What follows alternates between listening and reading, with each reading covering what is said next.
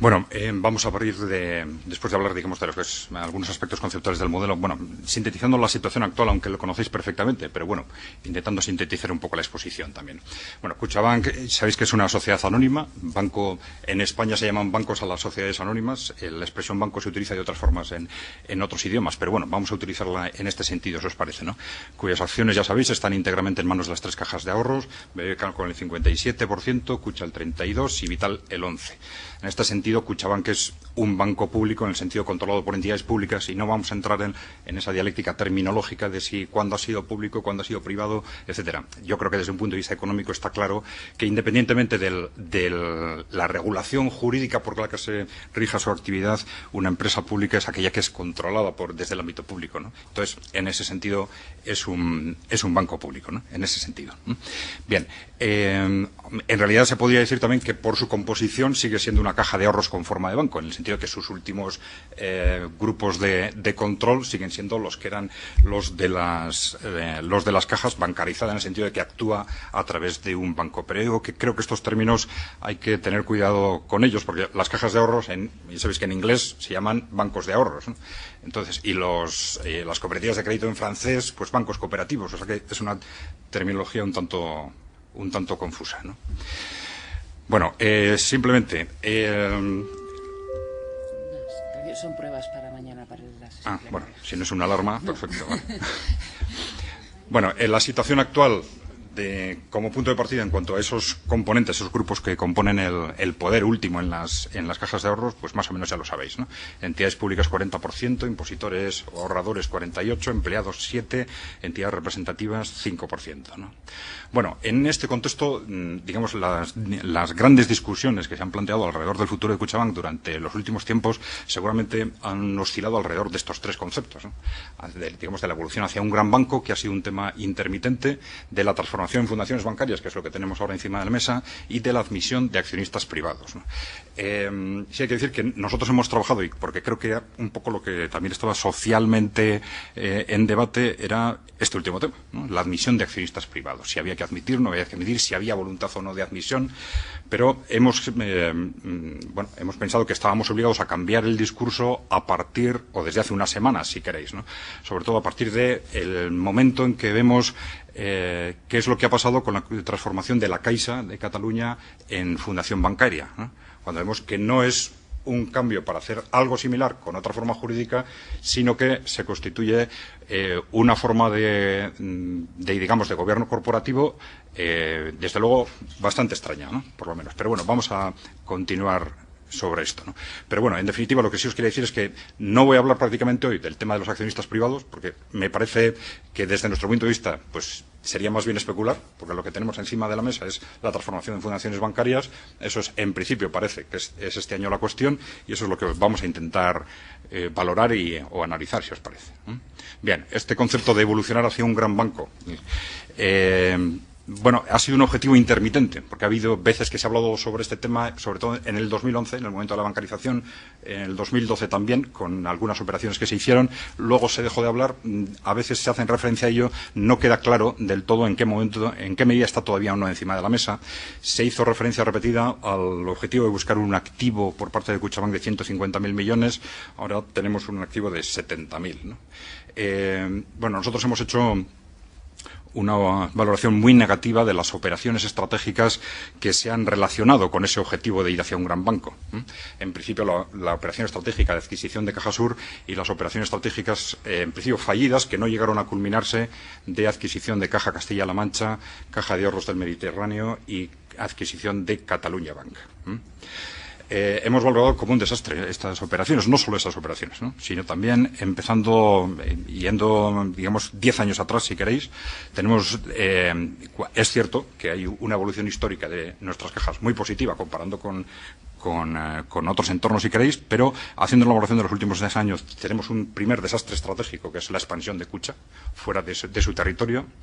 La adquisición de Cajasur ha sido un segundo desastre estratégico, y los otros tres lo hubieran sido de haberse culminado. No se culminaron, pues digamos, si queréis, por razones ajenas a nuestra voluntad, pero estuvieron encima de la mesa. Y esto para nosotros iba siendo, a medida que se iban produciendo, algo muy preocupante, porque veíamos que no se estaban sacando lecciones de lo que había pasado en los momentos anteriores. Y seguramente no se estaban estaban sacando lecciones porque no había habido un debate, porque no se había dicho claramente lo que había pasado. Es decir, si se hubiera hablado claramente de lo que había supuesto la expansión de Kutxa, pues seguramente nos hubiéramos pensado dos veces antes de mantener o no determinadas estrategias de expansión.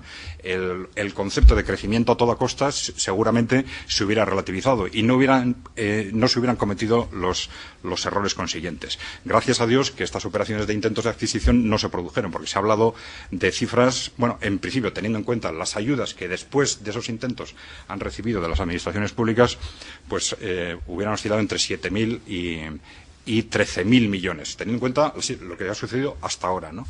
En el caso de Cajasur, hasta ahora son 3.000 millones los que se han puesto en riesgo, 1.200 como inversión y 1.800 a través de un contrato de garantía, lo cual son cifras muy, muy importantes teniendo en cuenta la situación en la que estamos. Pero para nosotros, igual, más importante que esto es el concepto de desorientación estratégica, en el sentido de que es algo que en Europa se está diciendo ahora constantemente, ¿no? En el ámbito europeo, en los estados o en las regiones, lo más importante de las políticas anticrisis, pero lo más importante en un 90% es qué se hace con el sistema financiero, ¿no? Entonces, hay dos situaciones. Si se tiene un sistema financiero desequilibrado, normalmente como consecuencia del sobreendeudamiento, lo que hay que hacer es reestructurarlo. Y eso es lo que está haciendo España. Se estará de acuerdo o no con las estrategias que se están siguiendo, pero tiene un objetivo claro en esta dirección. Pero los países o las regiones que tienen un sistema financiero sano, lo que tienen que hacer es protegerlo y enfocarlo hacia la economía real. Y esto requiere estrategias que vayan en esa dirección y personas mentalizadas en esta dirección. Y sabemos que entre los directivos bancarios hay personas que tienen mentalidad, digamos, financiera, entre comillas, y personas que tienen mentalidad de vocación con la economía real. Todo esto había que haberlo cuidado y tenemos la sensación de que hemos perdido una oportunidad extraordinaria en nuestras políticas anticrisis de haber aprovechado lo que podía haber sido un instrumento sensacional para posicionar a nuestro tejido productivo durante la crisis y a partir de ella, ¿no? Bien. Pero lo fundamental, como os decía, para nosotros es en este momento, y supongo que para lo más importante es que hablemos de qué pasa con este tema de la transformación en fundaciones bancarias, ¿no? Bueno, nosotros hemos dicho que la transformación de las cajas en fundaciones bancarias supone la privatización de las cajas en 15 días, ¿no? Bueno, esto puede parecer subrayar los aspectos negativos de esto, pero creo que desde un punto de vista jurídico, en principio, no hay pocas dudas de que es una privatización, independientemente de cómo se valora este tema, y de 15 días en el sentido de que no hemos tenido información del contenido de los estatutos hasta que se aprueben en el Consejo de Administración, que convoca la Asamblea que va a decidir en último término en 15 días. Luego, evidentemente, desde el punto de vista de conocimiento, estamos hablando de un proceso de 15 días, ¿no? Nos parece lo más preocupante, os lo decía antes sobre la Caixa, el modelo de gobierno corporativo. Nos parece muy, muy preocupante en el sentido de que al final se entrega el poder de Kutxabank a un grupo de personas, que son los que componen el patronato, que en conjunto, a partir del primer nombramiento, se va a autoelegir y sin supervisión ni control. Es decir, algo que es, digamos, la norma número 1 de los criterios de gobierno corporativo de todo tipo de entidades de cierta dimensión. No es que se cumpla mejor o peor, es que no existe. Es decir, hay un órgano en el que se concentra todo el poder y no hay supervisión, ni ningún órgano de supervisión, ni ningún órgano de control. Es decir, aquí se ha obviado, por ejemplo, todo lo que han hecho, incluso en las fundaciones bancarias en Italia, donde ahí se regulan 3 órganos, un órgano que toma las decisiones, otro órgano que le supervisa y se ponen determinados criterios de check and balance, ¿no? Pero que eso es, digamos, la norma número 1 de cualquier criterio de gobierno corporativo en empresas de cierta dimensión. Entonces, resulta, cuando llevamos años cuestionando al gobierno corporativo, sobre todo de las cajas de ahorros, resulta tremendamente sorprendente que lo que se haga es poner un sistema de gestión que no solo obvia estas consideraciones, sino que instaura un sistema de gestión absolutamente contrario a cualquier lógica de gobierno corporativo. A mí ya me gustaría saber qué es lo que dicen sobre esto el Banco Central Europeo. Desde luego, por si realmente hay una preocupación por el gobierno corporativo, difícilmente se nos puede ocurrir un sistema de gobierno corporativo peor que este. Por eso decíamos, bueno, no sé a qué llamamos privatización o no, pero desde luego, si hay una privatización errónea, pensamos que tiene que ser esta, ¿no? Bueno, esto ya lo hemos comentado, la representación de los grupos de interés en las cajas actuales, eso ya es un tema que conocéis, y aquí nos encontramos con la transformación en fundaciones bancarias, cómo está reflejada en los estatutos que se están proponiendo en Vital y BBK, ¿no? En el caso de de la Caixa era, digamos, 1,14, aquí son 3,12, ¿no? 1,14 en el sentido que solo uno de los 15 estaban reservados a nombramiento externo, digamos, ¿no? Es decir, hay alguien que les nombra, el resto de 14 cooptan, ¿no? En el caso de estos estatutos son 3/12, 3 que ya sabéis que quedan reservados a las entidades fundadoras, 12 son expertos y entidades, se supone, de confianza de los que les nombran, pero lo más grave es el sistema de designación, porque a partir de ese momento los 3 son designados por las entidades fundadoras y el resto son designados por el propio patronato, ¿no? Es el régimen que la norma italiana llama cooptación, ¿no? Bueno, como veis, se reduce el peso de las entidades públicas de un 40 a un 20%, se diluye el resto de la representación entre expertos y entidades representativas. Bueno, esto facilita el reparto a personas o entidades de confianza y una vez designados ya no representan a nadie, lo dice expresamente la norma, se representan a sí mismos, ¿no? Y se eligen a sí mismos a través de este sistema de cooptación sin supervisión ni control. Hombre, alguien ha dicho, bueno, no, es que ya les supervisa y les controla, pues no sé, el Banco de España o la autoridad bancaria y tal. Hombre, en un ámbito coloquial se pueden decir cosas de estas, pero por supuesto estamos hablando del sistema de supervisión y control que toda entidad seria debe tener y que estas no tienen, ¿no? Bueno, si se quiere, puede evitarse. Esto es lo que nos llama sobre todo la atención, ¿no? Porque si fuera algo que no hay más remedio que comenzar por esta vía, como se está diciendo, pero claro, cuando ves con rotunda claridad que esto no es así, esto resulta tremendamente sorprendente, ¿no? Y como decimos, que como siempre, ahora vamos a hablar un poco de esto, ¿no? Creemos que es un problema de voluntad política y no vamos a entrar mucho más en por qué está sucediendo lo que está sucediendo, pero la verdad es que está sucediendo, ¿no? Bien, la obligatoriedad. Decimos como pretexto porque cuando se habla de la obligatoriedad en un momento determinado, se cuestiona esa obligatoriedad, se reconoce que no hay obligatoriedad, se vuelve después a buscar otra razón de obligatoriedad, se vuelve a cuestionar y luego se admite que no, y se vuelve a repetir en un medio y en otro, y dicen, bueno, pues aquí probablemente hay algo más, la única explicación es que se está utilizando la obligatoriedad como pretexto de algo, y no vamos a decir de qué, porque la verdad es que no lo sabemos, pero es evidente que es un pretexto, ¿no? Bien, decimos, probablemente ante la posición social, no sabemos, que habrá otro tipo de razones, pero que por alguna razón no se dicen, ¿no? Ha sido el argumento fundamental en defensa de la privatización o de la conversión en fundaciones bancarias, como queráis llamarlo, ¿no? Bueno, ya hemos dicho que no es bueno, no lo hemos dicho, ¿no? Pero bueno, en su momento analizamos el tema de si era o no obligatorio, como se estaba diciendo, incorporar accionistas privados. Quedó claro que no era obligatorio. Yo creo que ahora ya nadie lo discute, que eso no es obligatorio. Ahora se habla de que, bueno, podría ser interesante en determinadas circunstancias y ahora, bueno, ahora se dice, no, ahora es obligatorio transformarse en fundaciones bancarias. Bueno, vamos a ver, ¿es obligatorio o no? ¿No? Y segundo, aunque se optara por la forma de fundación bancaria, ¿es obligatorio utilizar esta composición? ¿O se ha ido a un extremo y podía haber habido márgenes de utilización distintos, ¿no? Bueno, nosotros creemos de cualquier forma, no estamos en algo que esté empezando ahora, estamos hablando de un proceso de 4 años, ¿no? ¿Esto qué quiere decir? Que el concepto de obligación legal no creemos que pueda admitirse como justificación para cualquier cosa, ¿eh? Es decir, la normativa se negocia y se modifica cuando hay razones de peso para ello. Una cosa es que la ley haya que cumplirlo y otra cosa es que el hecho de que exista una ley sirva de justificación política en cualquier caso, ¿no? Otra cosa es que haya voluntad política o no haya voluntad política para superar los posibles obstáculos normativos, ¿no? Y eso pensamos que debería quedar muy claro, ¿no? Pero claro, eso está relacionado con que estemos representados por personas que realmente estén apostando por esto, ¿no?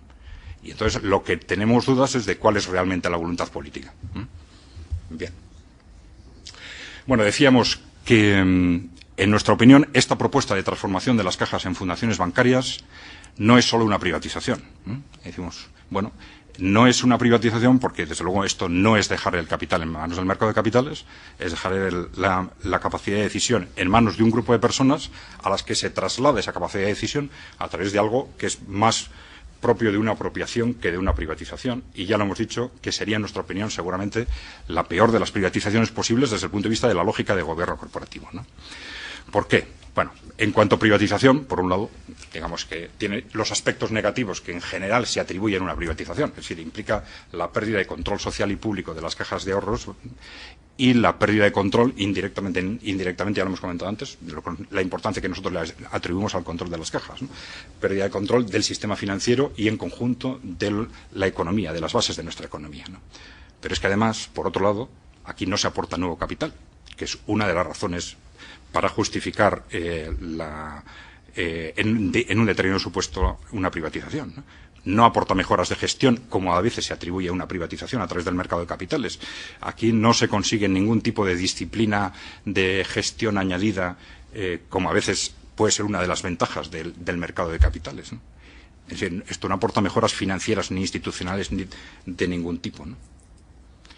Bueno, al contrario, decimos, se deja el poder en manos de un grupo de personas de confianza mutua, es decir, que se van a ser 12 sobre 15, al final ellos mismos se van a cooptar, ¿no? Este grupo se nombrará a sí mismo sin, en principio, ya decimos, sin ningún tipo de supervisión o control interno, ¿no? Con lo cual, junto a los problemas de una privatización a través del mercado de capitales, no tienen ninguna de sus ventajas, ¿no? Y desde el punto de vista del gobierno corporativo, en nuestra opinión, supone seguramente la peor de las posibles estructuras de gobierno para entidades de cierta dimensión, ¿no? Bueno, la transformación, bueno, no es obligatoria, ¿no? Bueno, y aquí, porque siempre que hay discusiones que socialmente tienen un cierto eco, hay que tener cuidado con cómo jugamos con las palabras, ¿no? Cuando hablamos de que algo es o no obligatorio, ¿no? En principio, las fundaciones bancarias tienen un plazo de transformación hasta el 29 de diciembre. ¿Esto qué quiere decir? Que, en principio, una vez transcurrido el plazo, es obligatorio, evidentemente. Pero, mientras tanto, puedes tomar decisiones que lleven a que en ese momento estés o no obligado, ¿no? Entonces poníamos el ejemplo de que si me sitúo en mitad de la calzada con un semáforo en rojo, no es obligatorio que me atropellen, ¿no? Solo lo es si antes no me muevo. Si tengo posibilidades de moverme, no es obligatorio, ¿no? Bueno, aunque al principio hubo también discusiones sobre si es obligatorio o no, el que no es obligatorio ha sido reconocido expresamente, es que es algo, yo creo que bastante evidente, ¿no? Por el propio Partido Socialista, a través de su secretario económico, Javier Lasarte, en un artículo en El Correo, y por Márquez Lolano en televisión el otro día, ¿no? Pues claro, porque ellos ponían en cuestión otras opciones, decían, hombre, sí, jurídicamente hay otras opciones, pero no son buenas, ¿no? Evidentemente, es que es algo, yo creo, casi de cajón, ¿no? Bien, y eso es lo que hay que hacer, entrar al fondo, decir, ¿por qué esta opción es mejor que otras o no es, ¿no? Pero decir que no es posible hacer nada, pues no sé cuáles realmente pueden ser las razones, ¿no? Bien, de esta forma, decíamos, se está admitiendo que no es obligatorio. Basta con que antes de transcurrir el plazo establecido se dejen de cumplir los requisitos, los supuestos de obligatoriedad que establece la ley, ¿no? Bueno, supuestos, en principio, teóricos en los que desaparecería esa obligatoriedad, porque parece que es en lo que se quiere profundizar, ¿no? Hablo de teóricos, no estamos haciendo propuestas, ¿no? Bueno, en principio, si se produjera una integración entre las cajas y Kutxabank, si Kutxabank cede su actividad bancaria, si las cajas reducen su participación en Kutxabank por debajo del 10%, o si las cajas cambian su forma jurídica o desaparecen. En todos esos supuestos deja de estar en vigor la obligación legal, ¿no? Bueno, eso llevado a posibles proyectos.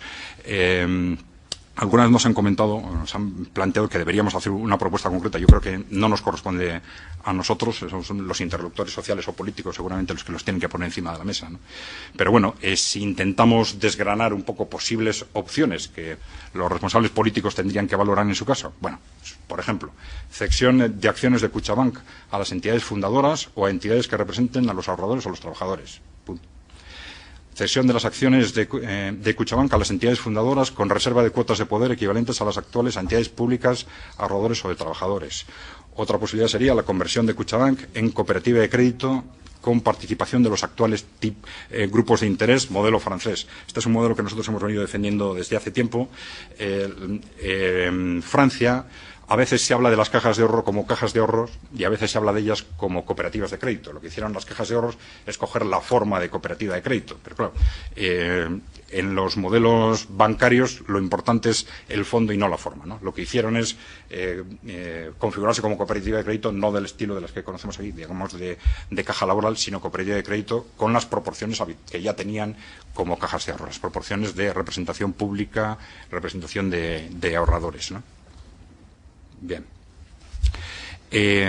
Bueno, en teoría una integración entre las cajas de ahorros y la entidad bancaria que controlan, creo que eso ya lo hemos mencionado. Sustitución de las fundaciones bancarias por otro tipo de estructura intermedia entre Kutxabank y los tipos de interés, o opciones mixtas entre las anteriores, otras que pudieran diseñarse al efecto, o mixtas entre estas y las fundaciones bancarias, ¿no? Que pudieran facilitar que cada uno de los grupos de interés llegase a un determinado porcentaje de representación, ¿no?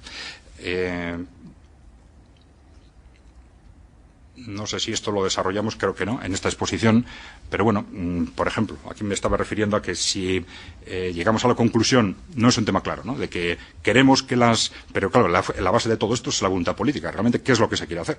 Otra cosa luego son los instrumentos, ¿no?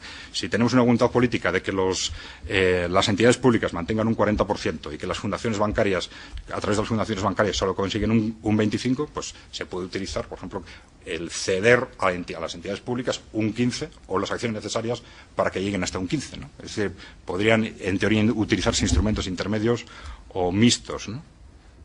Bien, decimos la obligatoriedad. Por supuesto, todo es opinable, pero nos parece muy claro que esa obligatoriedad no existe, ¿no? Creemos que aunque surgiera esta obligación por dejar pasar el plazo hasta el 2029-12, no debe admitirse como justificación a efectos de responsabilidades políticas, evidentemente. Una cosa es que si llega la situación extrema, pues no haya más remedio que cumplirla, y otra cosa es qué es lo que ha sucedido para que en una decisión de esta trascendencia haya que actuar no en función de lo que consideramos como intereses generales, sino por haber dejado pasar el tiempo en función de lo que ahora no hay más remedio porque la ley nos obliga, ¿no? Bien.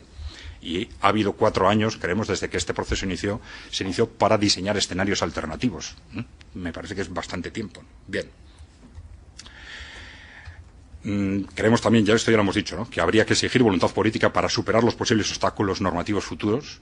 Pero claro, hay que partir de que efectivamente existe voluntad política de hacer otra cosa, ¿no? Es decir, bueno, si mi voluntad política es A y puedo encontrarme con obstáculos normativos B o C, pues hace falta voluntad política para superarlos. Superarlos no es incumplir la ley, es negociar que si hace falta se hagan los cambios o las interpretaciones que sean convenientes para llegar a lo que yo entiendo que es el interés general, ¿no?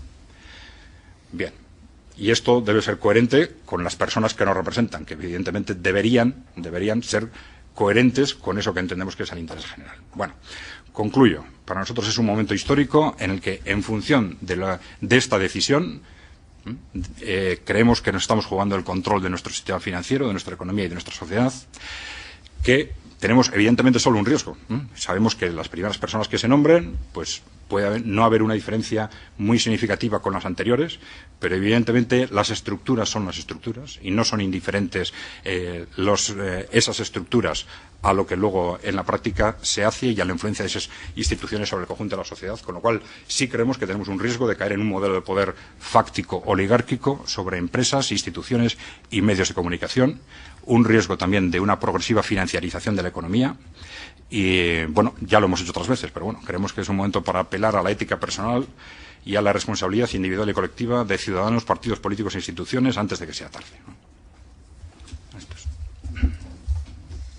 Gracias, señor Celaya. Gracias, señora Paolaza.